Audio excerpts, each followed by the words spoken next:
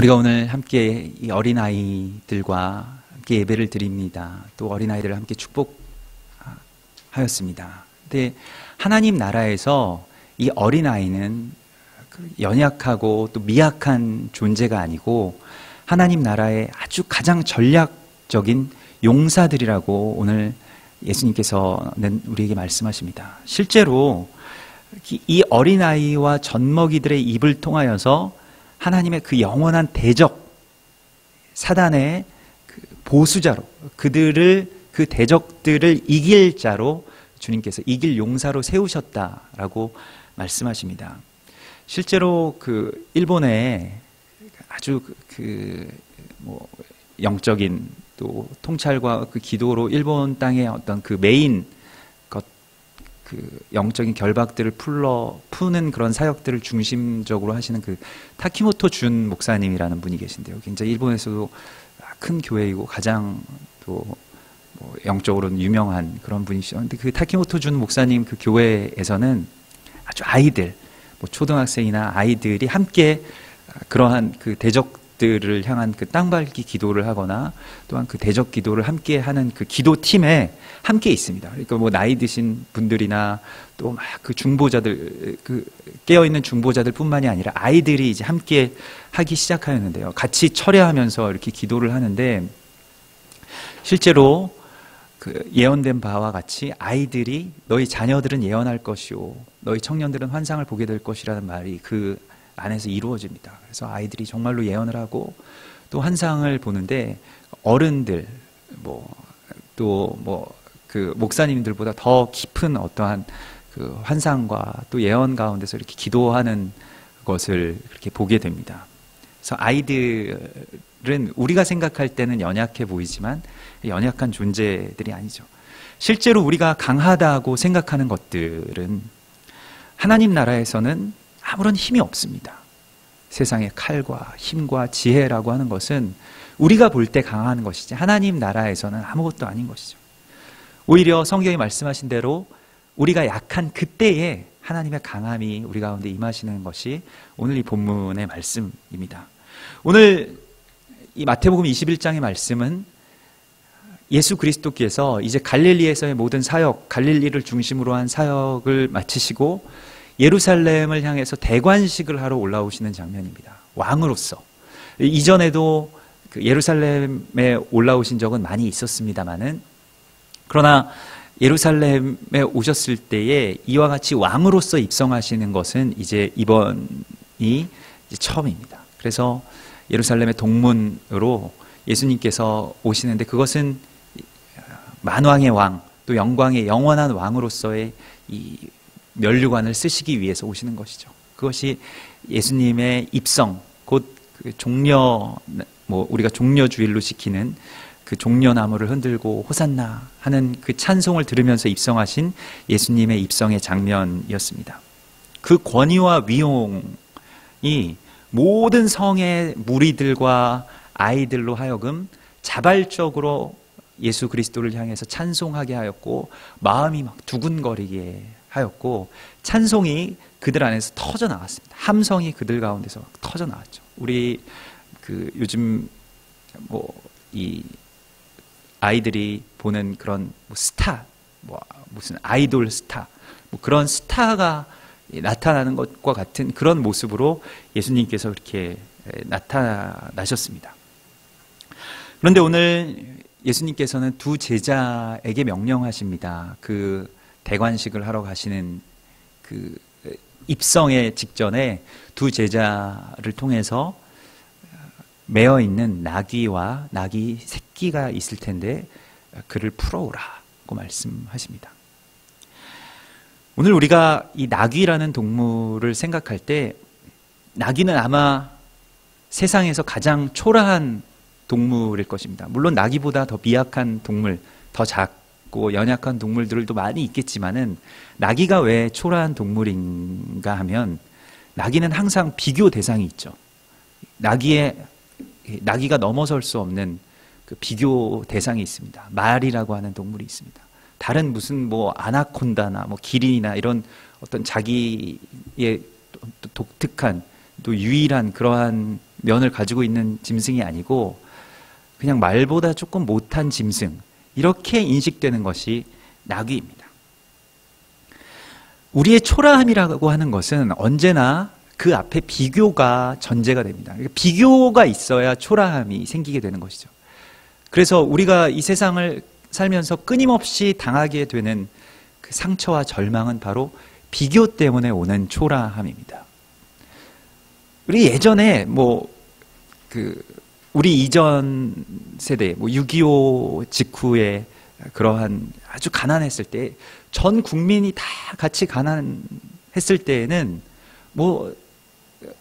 그런 마음들이 오히려 덜했다는 거예요. 그러나 오늘날과 같이 빈부의 차가 이렇게 격심해지고, 다 가난한 것이 아니라 부자들도 있고 또 잘난 사람도 있고, 이렇게 될 때의 그 초라함이 더 극심한 것이죠. 거기에 대한 허탈감이나 또 나 자신에 대한 자괴감이 더 커지게 됩니다.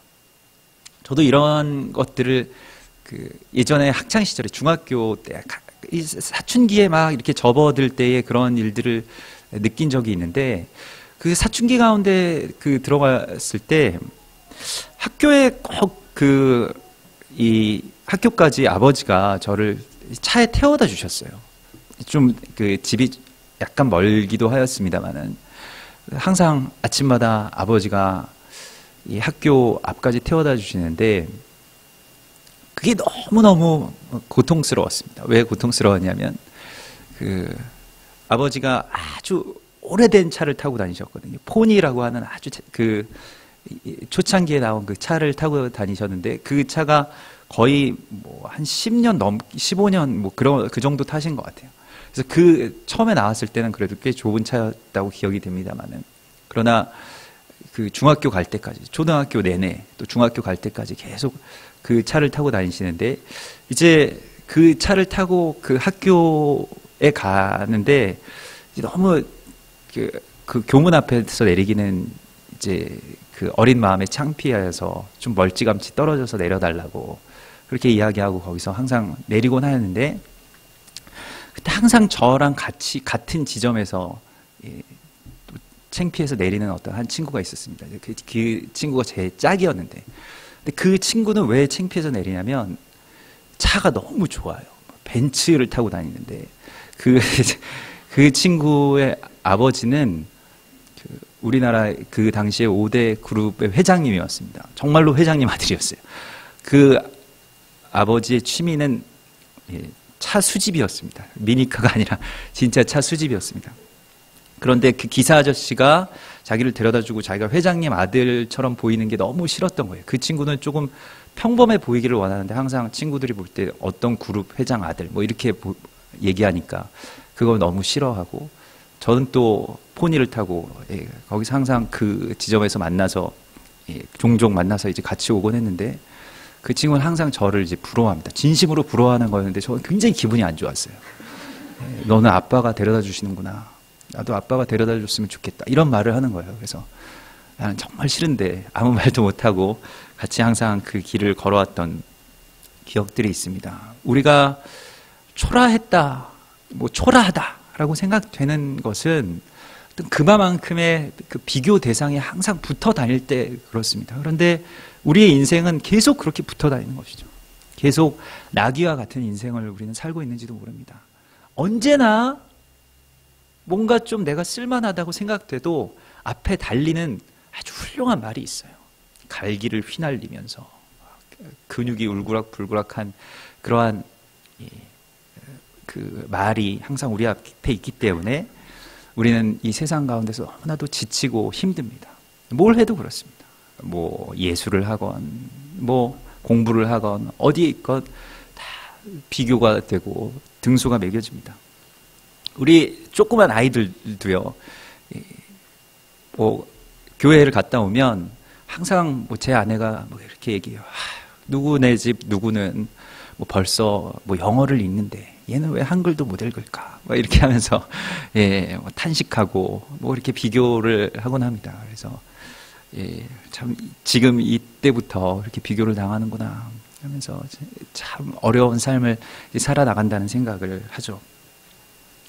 주님은 바로 그 비교 당함에 지친 나귀와 같은 우리들을 찾아오셔서 우리를 풀어주십니다. 우리의 모든 매임을, 그 비교에 매여 있는 것을 풀어주십니다. 그리고 우리의 유일한 존귀함을 회복시키시는 그 주님의 모습을 오늘의 말씀 가운데서 발견하게 됩니다. 굳이 주님께서는 그 매여 있는 나귀를 풀어오라고 하셨습니다. 그리고 나귀와 그의 새끼를 풀어서 그분의 겸손함으로 그 나귀를 타고 이제 올라가십니다. 예수님께서 나귀를 타신 이유는 예수님 당신을 초라하게 보이게 하기 위해서 타신 것이 아닙니다. 예수님께서 나귀를 타신 그 겸손이라고 하는 것은, 예수님의 겸손은 자기를 낮추시는 겸손이지만 그 낮추시는 겸손의 차원은 자기를 초라해 보이고 나는 되게 부족한 사람입니다 라고 그렇게 말씀하시는 것이 아니에요. 예수님의 겸손은 어떠한 것이냐면 부족한 우리와 함께 일하시겠다고 하는 그러한 의지의 표현입니다. 그것이 예수님의 겸손입니다. 예수님은 사실은 우리와 일하시면 더 불편하시겠죠. 예수님께서 우리와 함께 동역하신다라고 하는 것은 우리처럼 연약하고 부족한 사람이 지금 대적들을 향한 길 가운데 예수님과 함께 있다라고 하는 것은 예수님의 위험 요소가 됩니다. 전략적으로는 이게 맞지가 않아요. 우리가 무슨 그런 헐리우드 영화 같은 것을 봐도 항상 액션의 그 남자 주인공이 그 구하는 여자 주인공을 구할 때에 막 뭐 누가 그 여자 주인공이 자기도 뭐 돕겠다고 싸우겠다고 하면 어떻게 합니까? 먼저 여자 주인공을 기절시키죠. 그 다음에 싸우는 것이 훨씬 더 전략적으로는 더 유리합니다. 예수님께서 그러셔야 되는데 예수님의 겸손은 그 작고 연약한 우리를 찾아오셔서 우리를 타고 우리와 함께 그 예루살렘 성으로 올라가시겠다고 하는 것이 예수님의 겸손의 완성이었습니다. 그렇다면 우리의 겸손은 어디에 있을까요? 우리의 겸손은 주님이 내가 다른 것에 이제 막 비교해서 나는 저분에 비하면 아무것도 아닙니다 이런 것이 아니고 주님이 우리를 통해 올라가신다라고 하는 그 약속과 의지의 말씀에 순종하는 것입니다. 이것이 겸손입니다. 나는 무엇을 할 수 없습니다 라고 말하는 것이 아니라 내게 능력 주시는 자 안에서 나는 모든 것을 할 수 있습니다. 이것이 겸손인 것입니다. 왜냐하면 주님이 나를 택하셨기 때문에, 주님 나귀를 타고 가시는 왕이시기 때문에 그래서 주님께서 나를 쓰신다고 하시는구나. 그것을 우리가 깨달아야 하는 것이죠. 그래서 내가 뭔데 주님의 일을 할 수 있겠습니까? 내가 뭔데 주님의 나라를 위해서 이 일들을 할 수 있겠습니까? 내가 뭔데? 내가 뭐 준비도 안 돼 있고 나는 뭐 영적으로도 아직 부족하고 또 지혜도 없고 그런데 왜 하나님의 일을 하라고 하십니까? 라고 할 때 그것은 교만입니다. 내가 나의 주인이 되었을 때는 나의 초라함밖에는 느끼지 못해요. 아무리 내가 돈을 많이 벌고 뭐 좋은 차를 타고 다니고 뭐 좋은 집에 살고 재산이 많고 학벌이 좋고 능력이 많아도 그것은 아무것도 아닌 것입니다. 그것은 계속 그 세계 안으로 들어가면 더 초라함에 갇히게 되죠. 내가 나의 주인이 될 때 그렇습니다. 그러나 주님을 이제 나의 주인으로 모실 때 내가 너와 함께 있겠다. 내가 너를 통해서 역사하겠다라고 하시는 하나님의 말씀 가운데 우리가 순종하게 되는 것, 이것이 바로 참된 우리의 겸손의 완성인 것입니다. 그래서 그리스도 예수의 그 겸손의 그 최상과 우리의 겸손의 최상이 만날 때 하나님의 역사가 이루어지는 것입니다. 나귀와 예수님의 만남과 같은 그러한 만남이 오늘 우리 가운데 일어날 것을 믿습니다. 또한 우리의 2013년 이 한 해를 통하여서 그러한 위대한 행진이 시작되게 될 것을 믿습니다.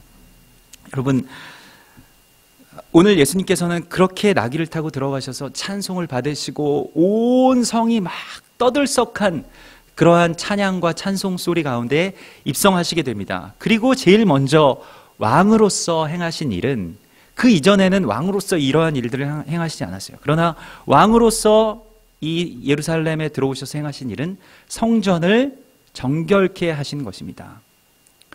이것은 구약의 모든 그 위대한 왕들, 다윗 왕 이후로부터 구약에서 요시야 왕이나 히스기야 왕과 같은 그 위대한 왕들이 즉위하였을 때 했던 일입니다. 그들이 즉위하자마자 하는 일들은 항상 성전을 깨끗하게 하는 일이었습니다.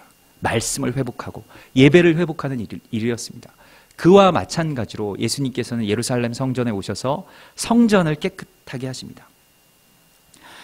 오늘 주님께서 이 2013년에 그 시작 가운데 있는 우리에게 말씀하시는 것은 성전인 우리와 또한 성전을 청결하게 하라고 하는, 성전을 정결하게 하라고 하는 명령이십니다.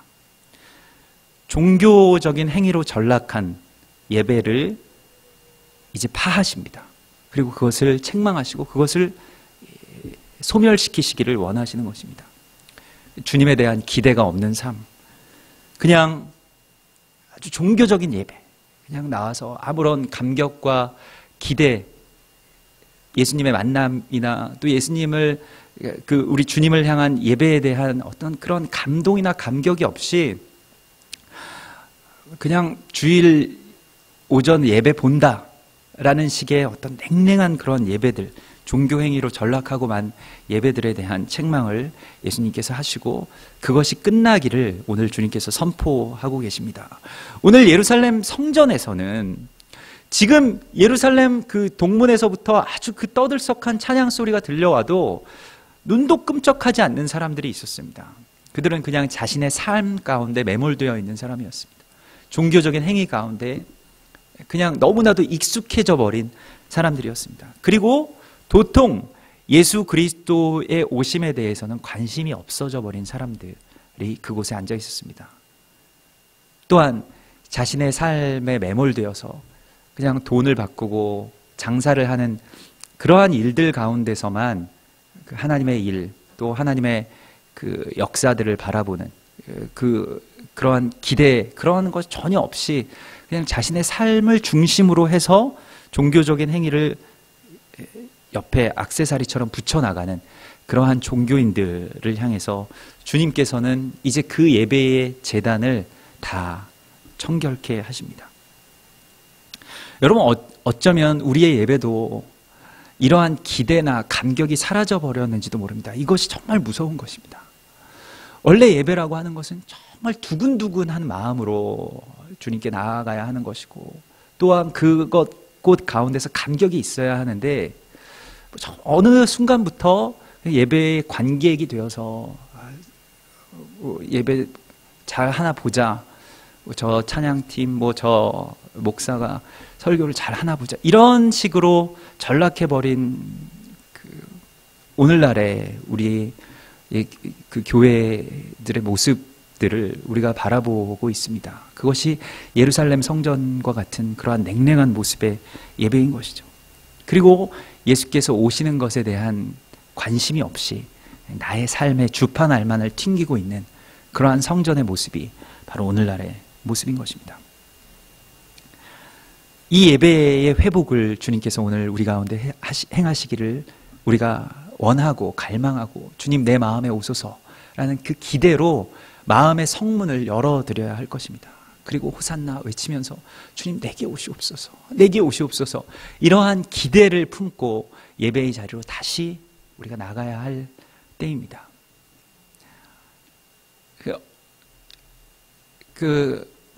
언젠가 정말로 성령께서 아주 깊이 역사하셔서 하나님을 예배하는 그 기쁨을 저에게 회복시켜 주셨을 때가 있는데요. 예전에 그러한 그 시간 가운데 들어갔을 때 정말 딱 예배당에 들어갈 때부터 들어가기 전부터 너무 그 감격이 있더라고요. 똑같이 아주 어릴 때부터 들어가도 또 똑같은 예배당이고 똑같은 목사님이 설교하시고, 정말 어렸을 때부터 아마 수백 번 또 더 넘게 예배 드렸겠죠. 근데 그 똑같은 장소와 똑같은 공간에서 정말 그리스도 예수의 그 살아계신 영인 성령께서 함께 하실 때 예배가 원래 이런 것이었구나, 그러한 것이 새롭게 살아나는 그 경험을 하게 된 적이 있습니다. 그리고 예배 시간 가운데 제일 은혜로운 것은, 물론 목사님 설교도 은혜로웠지만 헌금 시간이 너무 은혜로운 거예요. 헌금 바구니가 이렇게 올 때까지 막 기다렸다가 헌금을 내는데, 그 헌금이 나 자신을 정말 제단 가운데 드립니다라고 하는 그 고백 속에서 헌금을 내는데요. 얼마나 그 감격이 있는지 정말 마음에 불이 붙는 것과 같았습니다. 그래서 괜히 헌금 시간에 그 헌금 내면서 막 그 눈물이 나고 정말 그런 그 감격의 시간들 가운데 들어간 적이 있었는데요. 예수님께서 우리 가운데 오셔서 우리 안에 행하시기를 원하시는 것은 바로 이러한 기대, 또 감격, 정말 어린아이와 같이 예수님 만나는 것에 대한 그 원초적인 기쁨이 우리 안에 회복되기를 원하시는 것입니다. 여러분, 어린아이와 같이 되지 아니하면 결단코 하나님의 나라에 들어갈 수 없다고 하신 것은 순수함에 대한 말씀이시기도 하지만, 그러나 정말 근원적인 것에 대한 기쁨과 기대가 우리 가운데 있느냐라고 주님께서 물으시는 것입니다. 아이들을 보면 아이들 끊임없이 웃잖아요. 별로 웃기지 않은 일도 계속 끊임없이 웃고 그 자기들의 어떤 원초적인 그 기쁨 안에서 그렇게 막 누리죠. 그래서 아이들이 성인병에 안 걸린답니다. 너무 그렇게 잘 웃고 하기 때문에. 근데 우리에게는 너무 익숙해져 버렸기 때문에, 매일 드리는 예배이기 때문에, 매번 언제나 주일날 드릴 수 있는 예배라는 생각 때문에 그 예배의 감격이 사라지고 말았어요. 이것이 정말로 우리의 현대의 기독교인들의, 또 한국 기독교인들의 비극입니다. 예배는, 이 예배가 나의 마지막 예배라는 고백으로 드려야 하는 것입니다. 이 예배가 여러분 주님 나라 들어가기 직전에 마지막 예배라는 생각을 하십시오. 우리가 오늘 어제 오후에 이제 하나님의 품에 안기신 그 정환상 성도님이 있는데, 오늘 우리가 세례 증서를 드렸습니다마는 그분이 그 지난주 토요일, 그러니까 어제 말고 그 지난주 토요일 날 세례를 받으셨습니다. 한세사랑교회의 또 다른 세례 교인인데요. 89년 동안 자존심, 그리고 또 이 집안의 뭐 그런 제사를 맡은 그러한 그 유교적인 집안의 어른이라는 그런 자존심으로 아무리 전도를 해도, 딸이 아무리 매달리고 해도 뭐 나는 그냥 너는 믿어라, 나는 아니다, 우리는 제사 드려야 되니까 안 된다, 계속 그러시던 분이었어요. 그런데 89세가 되셔서 아주 초라한 그런, 정말 제가 몇 달 전에 배웠을 때랑은 너무 달라요. 암세포가 완전히 다 퍼지고 이제 그 죽음 직전에 임박하신 분인데 의식이 이제 있으십니다. 그래서 고개를 끄덕이고 예 하실 정도의 의식만 있으신 분이 요양병원에 누워 계신 분에게 찾아가서, 이제는 예수님이 구주인 것을 믿으셔야 됩니다. 이제 하나님 나라에 들어가실 때가 되셨는데 이제는 예수님을 구주로 믿고 천국에 하나님의 품에 안기십시다, 이렇게 그 어르신에게 말씀드렸을 때에 놀랍게도 그분이 고개를 끄덕이십니다. 아주 힘겹게 고개를 끄덕이세요. 그래서 예수님이 정환상 성도 형제님의 구주가 되시고 예수님을 당신의 구세주로 맞이하시기를 원하십니까? 라고 이렇게 질문을 드리고 세례 문답을 하였습니다. 그래서 예 라고 그분이 말씀하시고 세례를 드렸습니다. 여러분, 우리가 나의 어떠한 성을 짓고 나의 성에, 나라고 하는 성과 성전에 그냥 왕으로, 또 나름의 제사장으로 이제껏 살아오고, 또 하나님을 향해서 다가왔던 그 마음들, 또 나의 힘을 의지하고 나의 힘을 믿고 살아왔던 그런 그 삶을 이제는 어린아이와 같은 모습으로 돌이키기를 하나님께서 원하십니다. 그리고 가장 연약한 가운데서 하나님을 찬양하고 또 하나님을 믿고 또 하나님께로 예배하는 그러한 삶 가운데로 들어가라고 주님께서 말씀하십니다. 또한 그렇게 될 때 오늘 주님께서 내 집은 기도하는 집이 되어야 할 것이라고 말씀하신 것, 이사야서 56장 7절의 말씀인데 그 말 그대로를 인용하셨는데, 그 말은 오늘 번역에는 누락되어 있습니다만 만민의 기도하는 집이 되어야 할 것이다 라고 말씀하셨습니다. 이것은 무엇이냐면 자기 중심적인 성전을 헐라는 것입니다. 우리가 믿음과 그 신앙의 길로 예수를 믿고 있지만 그것이 항상 나의 중심으로 내가 복을 받고 내가 은혜를 받고 나의 문제가 해결되고 하는 것이 제일 커요. 그리고 그 외에는 별로 관심이 없습니다. 지금 예루살렘 성전에 있는 사람들이 꼭 그렇습니다. 그래서 뭐 예수님이 오시건 말건 뭐 만민이 기도하는 집이건 어떻건 그냥 나만 기도하면 되고 우리만 그렇게 복을 받으면 된다, 이러한 생각 가운데 있었습니다. 그러나 이사야서 56장의 말씀은 내가 그들을 내 집에서 기쁘게 할 것인데 이 집은 만민의 기도하는 집이 되어야 할 것이다. 이스라엘의 쫓겨난 자를 모으시는 주 여호와가 말하노니 내가 이미 모은 백성 외에 또 모아서 그에게 속하게 하리라. 곧 이방인들에 대한 구원까지도 함께 주님께서 말씀하시고 여기에는 한 세 사람의 연합에 대한 비밀이 숨겨져 있습니다. 이것은 이스라엘 백성들이 만민의 기도하는 집이 되어야 할 것이라고 하는 그 하나님의 명령을 거역하고 그냥 자기들만, 나만 예수 믿으면 그만, 나만 하나님 믿으면 그만이다 라고 하는 생각 가운데서 다른 아무것들도 받아들이지 않고 문을 닫아 걸었던 것에 대한 예수님의 책망이고 다시 문을 열라고 하는 예수님의 그 갈망이 여기에 표현되어 있습니다. 그래서 마태복음은 그러한 비밀의 그 코드들이 많이 숨겨져 있는데요. 오늘도 이 마태복음의 말씀을 보면 두 제자를 보내셔서 나귀와 나귀 새끼, 나귀만 한 마리 타고 오시면 되죠. 아니면 나귀 새끼만 타고 오면 돼요. 나귀와 나귀 새끼, 이 두 모티브를 계속해서 이제 그 말씀하십니다. 그래서 오늘 만민의 기도하는 집을 회복시키시겠다고 말씀하시는 것입니다. 우리가 이 마지막 때에 하나님께서는 성전인 우리가 이와 같은 집으로 회복되기를 원하십니다. 나 자신의 연약함 가운데, 또한 나 자신의 욕망과 또 부족함 가운데 매몰되어 왔었던 그 종교적인 행위, 또 종교적인 영, 종교적인 믿음의 생활에서 빠져나와서 정말로 어린아이와 같은 감격, 주님을 보고 내가 어떻게 말로 표현할 수 없는 그 기쁨이 내 안에서 터져 나오기를, 그러한 셈이, 그 기쁨의 감격의 셈이 내 안에서 터져 나오기를 주님께서 오늘 갈망하고 계십니다. 그 간절함과 기대에 대한 내 안의 회복이 오늘 우리 가운데서 일어날 것을 주님께서 약속하십니다.